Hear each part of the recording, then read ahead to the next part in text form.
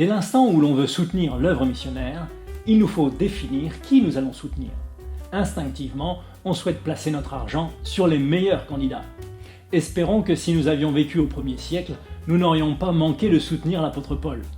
Quels sont les critères qui devraient nous guider ? Certainement, tout devrait commencer dans la prière. Mais il y a dans le chapitre 2 des éléments qui devraient nous conduire également dans notre choix.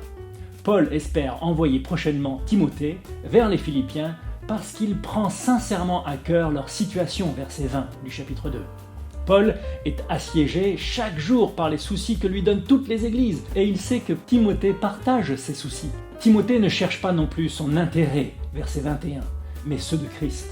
Paul a déjà mentionné au chapitre 1 des prédicateurs qui prêchent Christ par envie et par esprit de dispute et dans des intentions qui ne sont pas pures.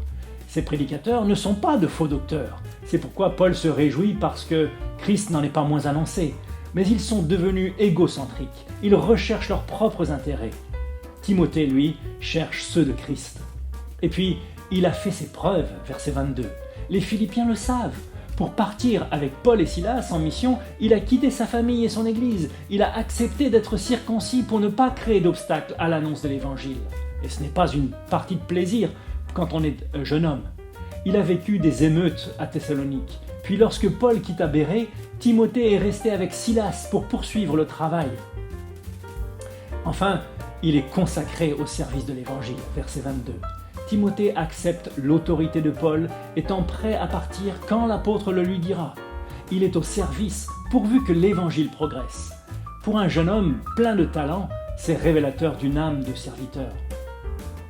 Dans les versets qui suivent, Paul mentionne Épaphrodite et salue sa fidélité dans le service, son affection pour les frères et sœurs de Philippe, son abnégation. Verset 29, Paul nous invite à recevoir avec joie de tels hommes et à les honorer.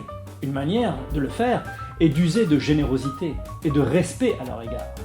Toutes ces qualités de missionnaire sont le reflet du Christ, serviteur parfait, décrit dans les versets 5 à 8, et dont Paul est lui-même l'imitateur, verset 17.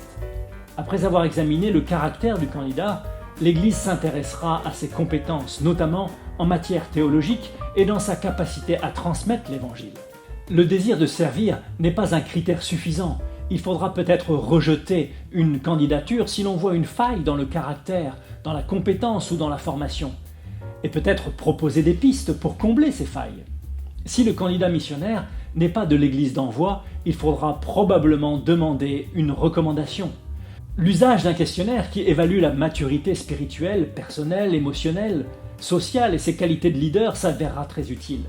Évaluer une personne, ce n'est pas prononcer un jugement définitif sur elle, mais chercher le progrès de l'Évangile et la gloire de Dieu. Alors, qui allez-vous soutenir ?